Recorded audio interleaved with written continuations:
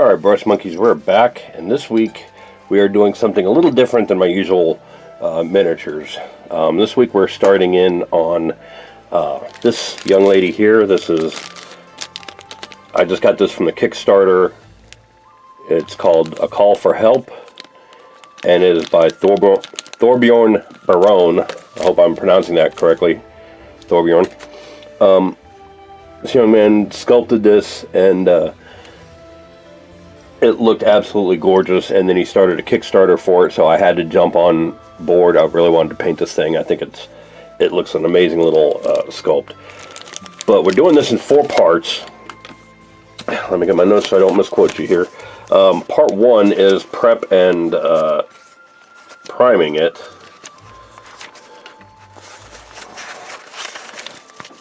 Prep and priming. Then next week will be airbrushing the base coats, then brushwork and finishing, and finally the display base. And the display base is what I've got this little flat piece of wood here for. I did want to go ahead and open this up and take a look at it, see what kind of cleaning needs to be done on it. But it came in this little Ziploc bag, and as you can see, this is just a beautiful, beautiful sculpt. This arm goes right there, I believe. Yeah, goes right in there like that. So it's reaching out. And then my intention for it was to mount it somewhat like this on this base, and then probably put a hanger or something on the back there. Just so she'll be like that and reaching out, all pretty.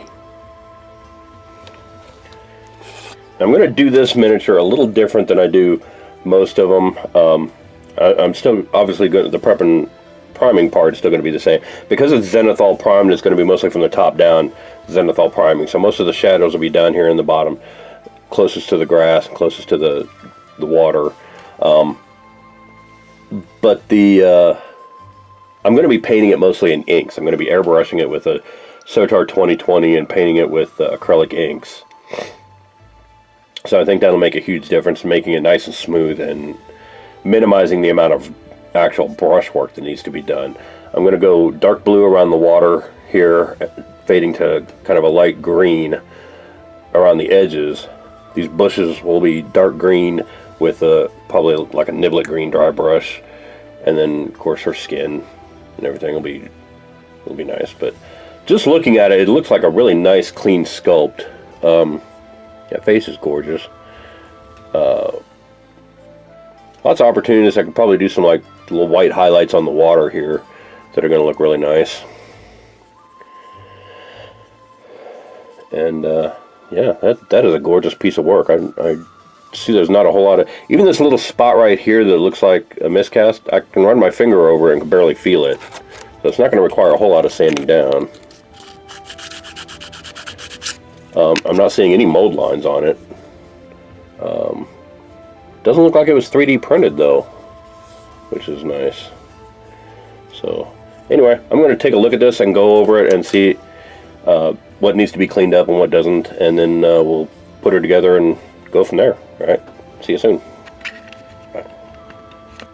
Alright, Brush Monkeys, we're back, and as you can see, I've got her arm glued on there, so you got a better idea of what she's going to look like when she's done. This little white stuff around the arm here is Vallejo plastic putty, which is actually acrylic medium with marble dust in it, according to the bottle, which is kind of cool. So when that dries, that's going to be a nice hard surface that I can, I'll be able to scrape that down and make it a little smoother and clean up that joint a little bit. The arm doesn't quite line up with the body, which is the only criticism I have of this sculpt so far. But I'm sure once I get that sanded down and painted, you're not gonna be able to tell the difference. But this is an absolutely beautiful sculpt. There's no mold lines. There's no. It doesn't have that kind of greasy feeling that resin molds usually have. That tells you there's release agent on it.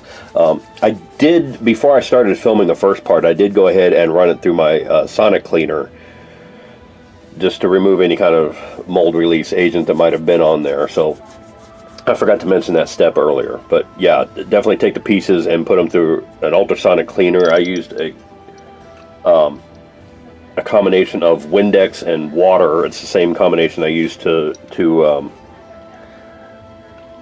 clean my airbrushes. It's about 50-50 Windex and water with about 2 capfuls of simple green added to help with the paint stripping. And then I ran that for 480 seconds with the heater on. So it, you know, if something like this comes up again, I'll be sure and include that step. I just kind of got over anxious and forgot about it. So here's what she's going to look like when she's all attached to her finished base. And I think that's going to look fantastic. I'm going to paint the edges here and the rims black. This is going to be a dark red. It's like a red oak. And I think that'll set out the blues and greens and the pale flesh really nicely. I think that's going to look really pretty when it's done. So right now I'm going to let this sit and let that putty dry and set up. And then when we come back, we'll look at Xenothon Priming her with the airbrush. All right, so I'll see you soon. Bye. All right, I'm back, and as you can see, I've sanded down the joint in between the arm and the shoulder here. And you can still see the putty, but that's not going to make a huge difference when I actually go to paint it. You won't be able to see it anymore. To get into this little kind of weird shape, what I used was these sanding sticks that I got from Micromark. And they got a really fine point on one side and kind of a flat side on the other, and they're all kind of rough textured, so you can get into a wide variety of spaces with these. And they come in gray, blue, and white from most to least amount of grit to them. And so you can start out very rough, work your way down to really fairly smooth to get into those little details. And so that's cleaned up that joint really nicely. Like I said, you can still see the putty there, but if you run your finger over the joint, you can't feel a joint anymore. It's really nice and smooth. So I think that's going to take the airbrush paint really well. You'll also notice I'm wearing gloves now because I don't want to get any more skin oil on this, having already run it through the vibratory tumbler. Now that does present kind of a weird problem, is when I'm going to paint it, how do I hold on to it? Because it's too big for I think it's too big for the Citadel handle. Maybe not. Oh, maybe not. No. Well, it's not too big for the Citadel handle, but there's no lip on it, so the Citadel handle has nothing to grip onto. So what I'm going to do is I'm going to use this Redgrass Games handle that I've been using, because it's got this sticky stuff on the top, and I can just kind of press that down on there. Push it down nice and tight, and I think that's going to hold it pretty securely. And then just stick that on the handle, and there we go. Now I can turn it when okay, that may or may not work. That's good to know. Okay, so don't fool with it too much, but I think it'll be useful for at least holding it on there to spray. And the other thing I like about the Redgrass Games is I've got this little disc on my workstation that I can it's got a magnet in the bottom of it, so I can stick it to that. I can also stick it to the metal workbox if I need to, but that will hopefully hold it securely enough to paint it. And having that come off on TV like that is just not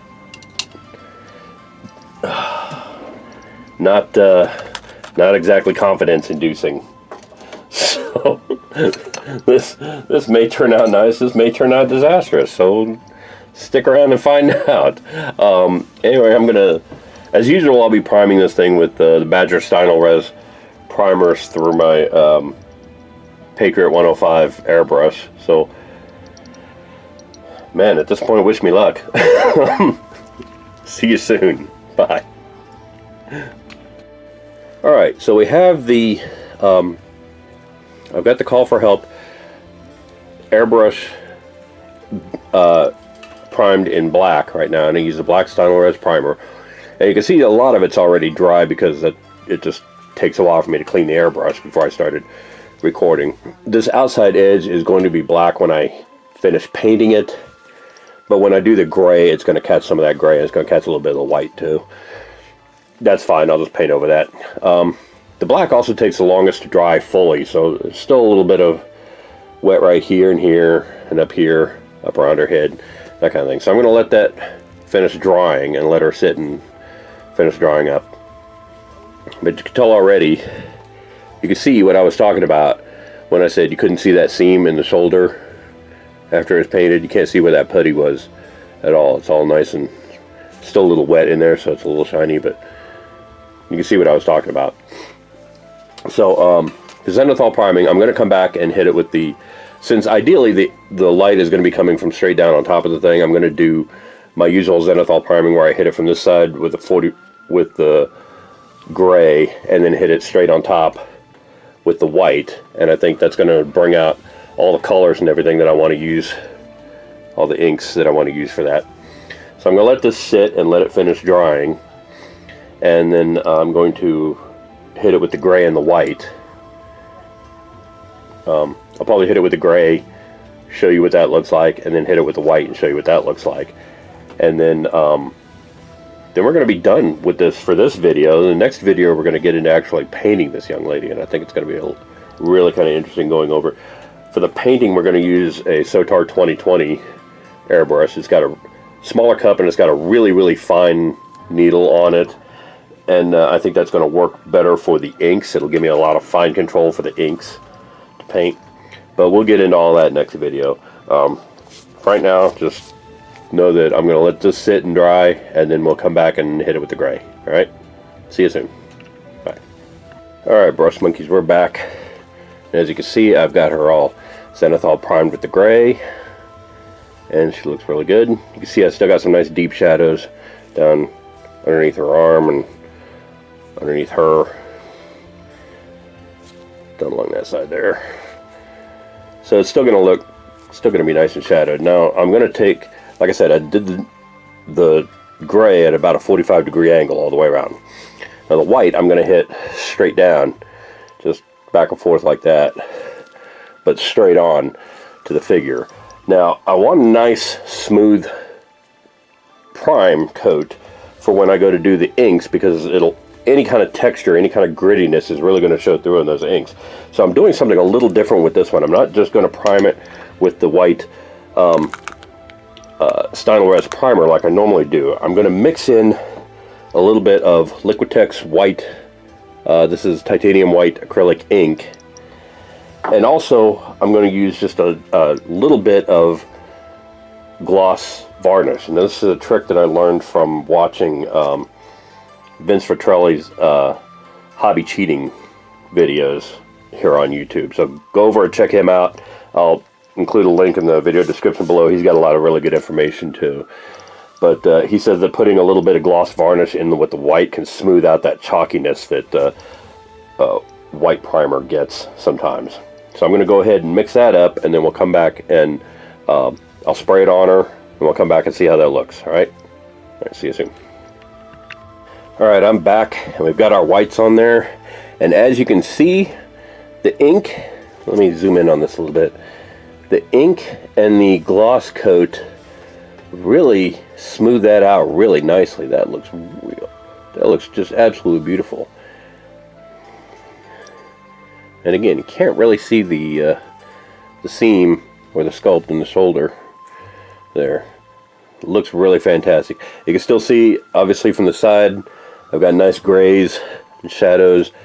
You can still see the black from underneath. So this is going to look really nice. When I start painting with the inks, it's going to look really fantastic. I think she is absolutely beautiful. So next week, so I'm going to go ahead and wrap that up for this one. for the priming, or for the prep and priming portion of it. Next week we will start in on painting with the inks and putting the inks through the airbrush to base coat and shade and highlight as much as we can with the inks. And then the week after we will get into the brushwork and finishing, and then the week after that we'll get into the decorative base and attaching her to the base and finishing it up. So this is an absolutely gorgeous sculpt. Shout out to Thorbjorn Barone. I'm gonna mangle your name every time, dude. I'm so sorry. For the sculpt is just absolutely beautiful sculpt. It came out on Kickstarter about a year ago, so it should be fairly widely available through his website. I'll put a link down below through there. He's done a couple other things since then, and they all look fantastic. There's only so much resin art sculpts I can afford. So go check his stuff out. It's fantastic. And come back and see us next week. Thanks for watching. See you then. Bye.